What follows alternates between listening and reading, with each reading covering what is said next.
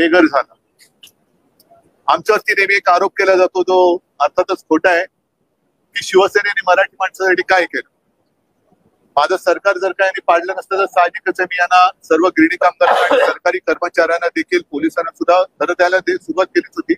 पण विशेषतः गिरणी कामगारांना पोलिसांना ही मुंबईमध्ये घरं दिली असती, पोलिसांना मुंबईमध्ये घरं दिली असती, पोलिसांना मिळतात पण अजूनही दिली असती. आज आमची हीच मागणी आहे की एका बाजूला गिरणी कामगार हा मुंबई बाहेर फेकला जातोय, त्यांना शेलू आणि वांगडीमध्ये पाठवले जाते आणि धारावीच्या माध्यमातून अदानीला मात्र अख्खी मुंबई आंदण दिली जाते. तर आमची आग्रहाची मागणी आहे की गिरणी कामगारांना धारावीमध्ये घरं द्या धारावीकरांसोबत आणि अदानीचे टॉवर हे शेलू आणि वांगडीला उभे करा.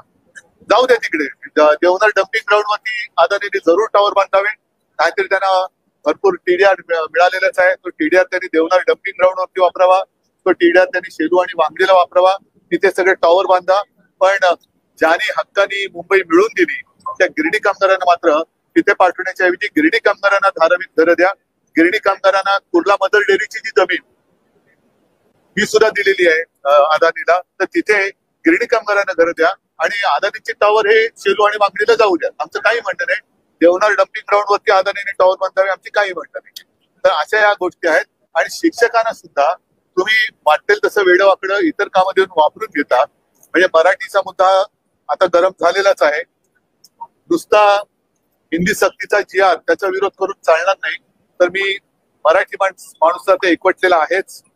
आमचं म्हणणं परत परत सांगतोय की कोणत्या भाषेला विरोध नाही पण सक्तीला विरोध आहे. त्याच्यामुळे हिंदी सक्तीच्या GR ला विरोध करून उपयोग नाहीये. तर तो GR काढणाऱ्यांना, तो GR लादणाऱ्यांना, हिंदी सक्ती करणाऱ्यांना आपण विरोध केला पाहिजे. तर हे असे काही मुद्दे आहेत ज्याच्यावरती आता रोज चर्चा चालू. परवानगी नव्हती, परवानगी देण्यात आली, तिथे बॉटल फेकली गेली, गोंधळ त्यानंतर मुख्यमंत्री म्हणतात की आयुक्त पदाधिकारी नाराजी व्यक्त केली. एकूणच हा प्रकार सगळा जो चाललाय तो संतापजनक आहे. मीरा भाईंदरची मराठी माणसं अनेक वर्ष त्यांच्या मनामध्ये तो राग खतखतोय. अनेक जण मला सांगतात की म्हणजे मध्ये मध्ये जे काही भेटत असतात सभ्यपणाने वागतायत आणि ते मला सांगतात की साहेब सकाळच्या वेळेला ट्रेन मध्ये येताना सुद्धा आम्हाला विचित्र दादागिरी सहन करावी लागते. तर या शेवटी असंतोषाचा जर का स्फोट झाला तर त्याला जबाबदारी सरकार असेल. नुसतं कमिशनरला त्यांच्या माथी खापर पडून चालणार नाही. मुख्यमंत्री गृहमंत्री आहेत, त्यांची सुद्धा जबाबदारी आहे की त्यांनी सुद्धा सगळीकडे आपल्या राज्यात जसं कोरोनाच्या वेळेला माझं कर्तव्य मी पार पडलं, सरकारने कर्तव्य पार पडलं, आम्ही कोणताही भेदभाव न करता सगळ्यांची काळजी घेतली, तसं मुख्यमंत्र्याचं काम असतं. एक पालक म्हणून, राज्याचा पालक म्हणून सर्व जनतेची काळजी घ्यायला पाहिजे. कोणतीही भाषिक दादागिरी आमच्यावरती होता कामा नये.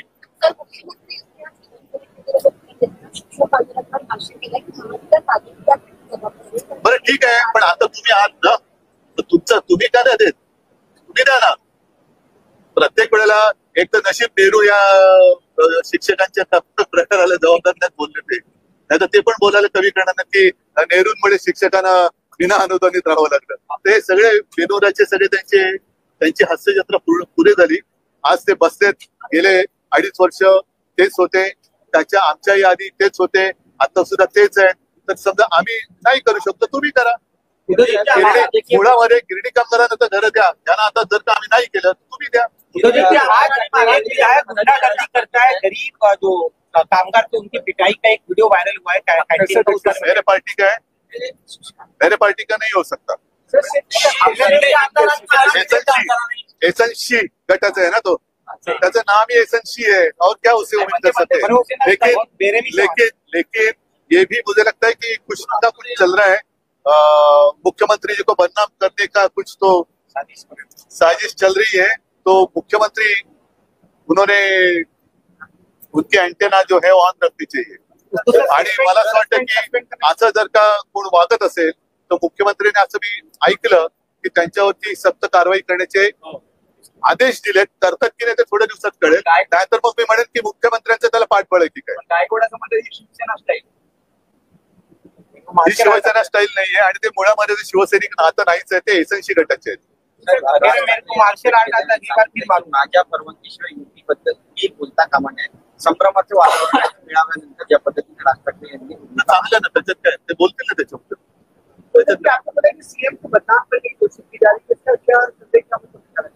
इसका मतलब सीएम को बदनाम करने की कोशिश हो रही है. और जानबूझकर ये सारी चीजें चल रही है. एक बड़ी साजिश है, इसके पीछे एक षड्यंत्र मुझे नजर आ रहा है. क्योंकि एसएनसी का तो दावा था कि वो चीफ मिनिस्टर बने, नहीं बनाया गया, तो उनको तो बेरहमी से वो इंतजार कर. अभी संजय गायकवाड़ कह रहे हैं मुझे मार्शल आर्ट आता है, जूडो कराटे सब आते हैं और भी मारूंगा. तो मुख्यमंत्री को कौन सी आर्ट आती थी देखते हैं. काय ही अशी फालतू लोकांना महत्व देण्यापेक्षा जे गिरणी कामगार आहेत, शिक्षक आहेत, शेतकरी आहेत, या लोकांसाठी हे विधिमंडळ असतं. हे असे जर का लोक त्याच्यात यायला लागले आणि अशा पद्धतीने वागायला लागले तर मुख्यमंत्र्यांनी त्यांच्यावरती तातडीने कारवाई केली पाहिजे आणि दाखवून दिलं पाहिजे की आमचा कारभार हा कसा आहे. नाहीतर जे मी म्हटलं परवाच म्हटलं की खरा जो भाजप होता त्याचा खून झालाय आणि त्याचे हत्यारे हे सगळे बसलेत की काय असंच वाटतं. विरोधी पक्ष नेता नाही आणि मी काल मागणी केलेली आहे. सन्माननीय सरन्यायाधीश आले होते, त्यांना सुद्धा आम्ही आमची व्यथा सांगितलेली आहे. बघूया काय होतं.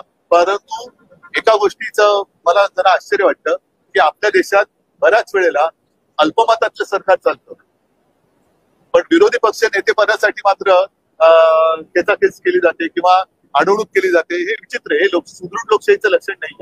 म्हणजे मला असं वाटतं की म्हणजे वाटतं कशाला होतच. इंद्रकुमार गुजराल जे पंतप्रधान झाले होते, काय त्यांच्या पक्षाचं काय संख्याबळ होतं, पण तरी ते पंतप्रधान झाले होते.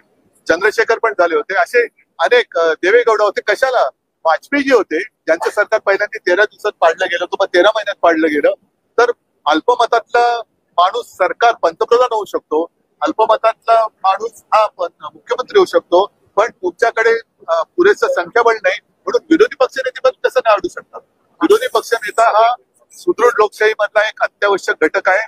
कदाचित जर का कधी जसं आता तुम्ही म्हणालात एक एक हे लोकप्रतिनिधी म्हणवणारे लोक हे कसे मस्तवादपणाने वागतायत, तर त्यांच्यावरती अंकुश ठेवायला विरोधी पक्ष नेता हा पाहिजे.